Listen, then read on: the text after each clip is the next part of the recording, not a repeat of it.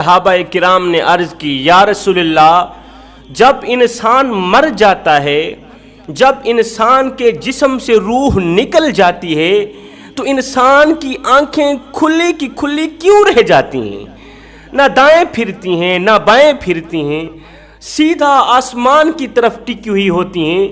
جب انسان مر جاتا ہے تو مرنے والے کی آنکھیں کھلی کی کھلی کیوں رہ جاتی ہیں؟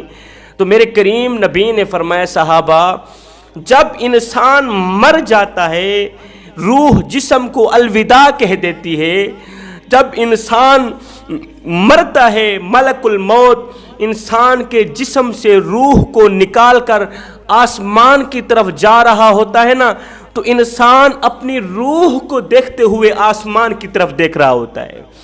انسان کی آنکھیں کھلی کی کھلی اس لیے رہ جاتی ہیں کہ وہ اپنی روح کو آسمان کی طرف جاتا ہوا دیکھ رہا ہوتا ہے۔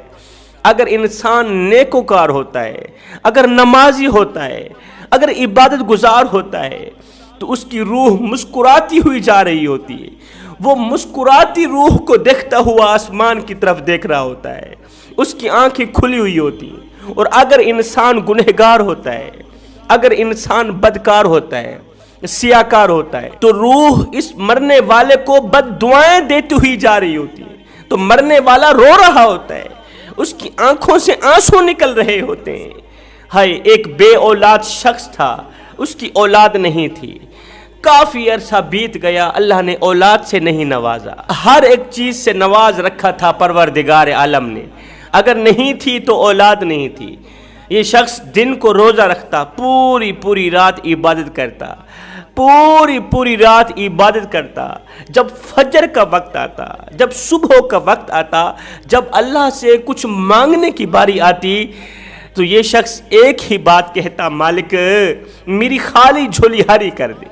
ایک ہی دعا کرتا، مالک میری خالی جھولی ہری کر دے، لوگ مجھے بے اولادی کا تانا دیتے ہیں، یہ تانا ختم کر دے۔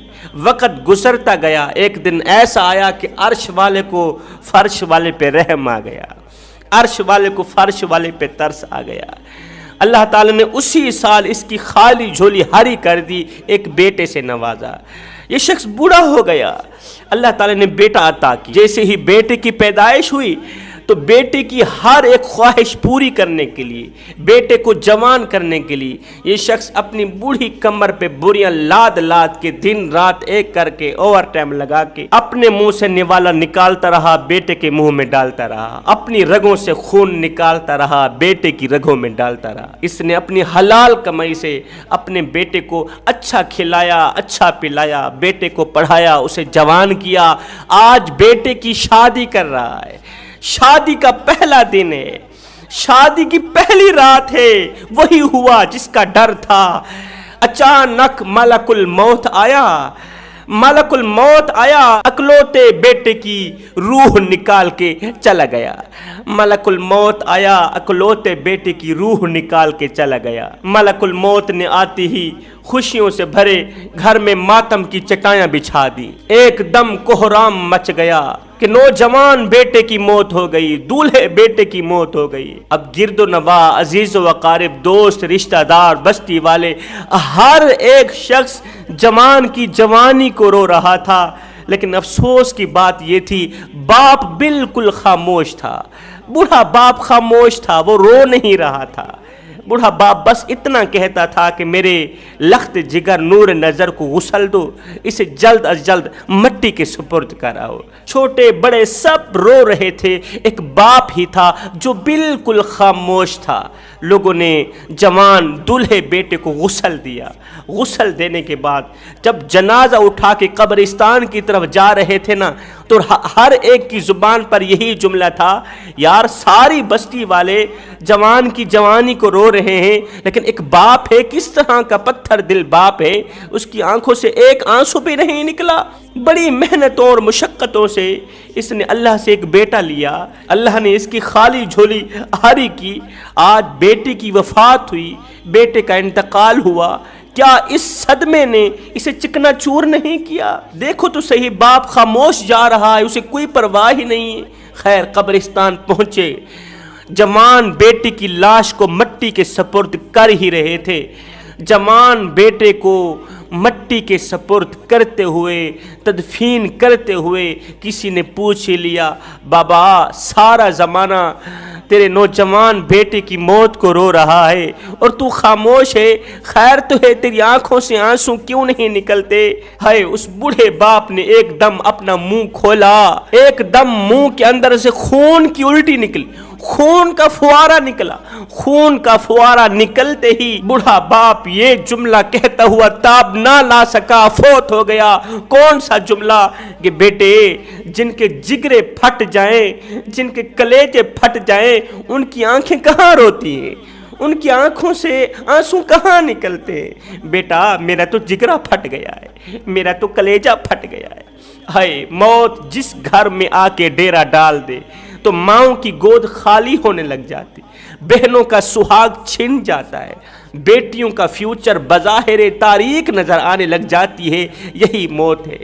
ऐ इंसान आज तू बड़ा ही ताकतवर है, आज तू कड़ियल नौजवान है, आज तेरी ताकत और कुव्वत के क्या कहने। आज ज़माने को उंगल पे तू नचा लेता है, हाथियों को तू बिठा लेता है। आज जब तू चलता है तो ज़मीन थर थर कांपती है, हाय मेरे ऊपर शेर जा रहा है। ऐ बंदे ज़रा अपने माजी की तरफ झांक करके देखना। ओए तुझे तो चार पे के सहारे भी चलना नहीं आता था, मुझे इतना बता दे कि तुझे चार पे के सहारे चलना किसने सिखाया? तेरे कानों को सुनने की सलाहियत किसने दी? तेरी आंखों को देखने की सलाहियत किसने दी? तेरी जुबान को बोलने की ताकत किसने दी? अल्लाह ने दी। चल अपने माजी की तरफ नहीं देखता ना देख, अपने मुस्तकबिल की तरफ झांक करके देख ले। ए बंदे एक ज़माना तेरे ऊपर आने वाला है, वो वक्त भी तेरे ऊपर आने वाला है कि तू बीमार होकर चारपाई पे लेट जाएगा। तू फालज ज़दा होकर चारपाई पे लेट गया, घर वाले 4 दिन तो बड़ी खिदमत में लगे रहे, लेकिन फिर घर वालों ने अपने काम भी तो करने थे, फिर आहिस्ता आहिस्ता इग्नोर करना शुरू कर दिया। ये तू भी जानने लगा कि घर वाले आहिस्ता आहिस्ता मुझसे दूर होने लगे। पहले घर वाले तुझे अपने हाथों से खाना खिलाते थे, लेकिन अब नौकर की ड्यूटी लगा दी, अब मुलाजिम की ड्यूटी लगा दी। अब मुलाजिम आता है तुझे पानी देने के लिए, मुलाजिम आता है तुझे खाना देने के लिए। बेटा नौकरी करके शाम को घर आता है, 2 मिनट तेरे सामने रुकता है, 2 मिनट पूरे नहीं ठहरता, बेटा वहां से चला जाता है।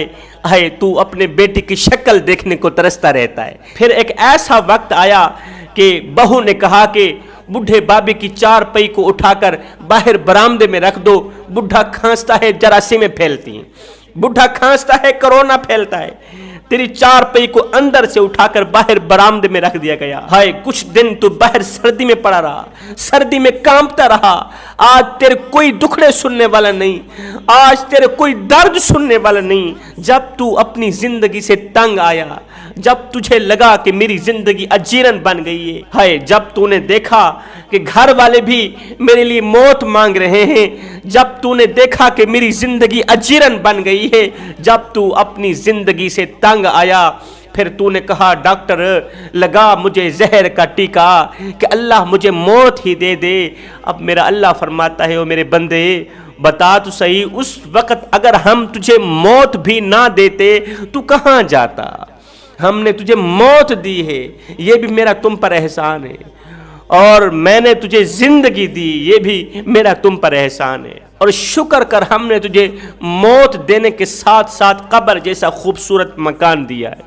और कुत्ता भी तो मर जाता है, घसीट के रूढ़ी पे डाल दिया जाता है। बकरी भी तो मरी थी, घसीट के रूढ़ी पे डाल दी गई। और नादान अगर तुझे भी कुत्ते की तरह रूढ़ी पे फेंक दिया जाता तो क्या था, लेकिन फरमाया नहीं नहीं, ये मेरा शाहकार है, पहले इसे गुस्ल दो, फिर इसको चिट्टा लिबास पहना दो, और जगह जगह पर खुशबू भी लगा देना। आज दुश्मन भी तेरा मुंह दिखने आ रहा है, आज जमाना तेरा मुंह देखने आ रहा है। ओ ईमान से बता, क्या ये तेरा काला मुंह दिखने के काबिल है? क्या तेरी ये काली शक्ल दिखने के लायक है? विच गुनाह दे उम्रां गुजरी ते दाढ़ी हो गई चिट्टी, चोरी यारी दा माल खाके ते आदत बन गई मिठी, लुटींदी उगड़ींदी कहीं ना डिठी ते उजड़ींदी हर कहीं डिठी, प्रोफेस मियाँ पता ऊं मेरे लगसी जदा आसे मुंह दे मिट्टी। مجھے اتنا بتا دے کیا یہ تیرا کالا چہرہ دکھنے کے قابل ہے، زیارت کے لائق ہے؟ پھر فرمایا میرے شاہکار نے زندگی میں کبھی لٹھے کا سوٹ نہیں پہن دیکھا، اس کو لٹھے کا سوٹ پہنا دو۔ اور اسے ایک بندہ بھی نہیں، 4 بندے اٹھائیں، قبرستان کی طرف لے جاؤ، 4 بندے اٹھائیں، اور ہاں کندھا بھی بدلتے رہنا، آہستہ آہستہ جانا، آہستہ آہستہ جانا، میرے شاہکار کو دھکا بھی نہ لگنے دینا، کہیں سے تکلیف نہ ہو، کہیں سے درد نہ ہو۔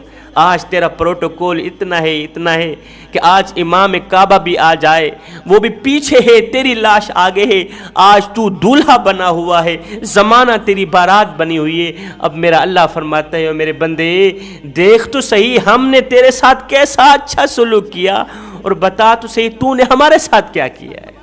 تو نے ہمارے ساتھ جو کچھ بھی کیا، ہم نے دنیا والوں کے سامنے تجھے رسوا تو نہیں ہونے دیا، ہم نے دنیا والوں کے سامنے تجھے ذلیل تو نہیں کیا۔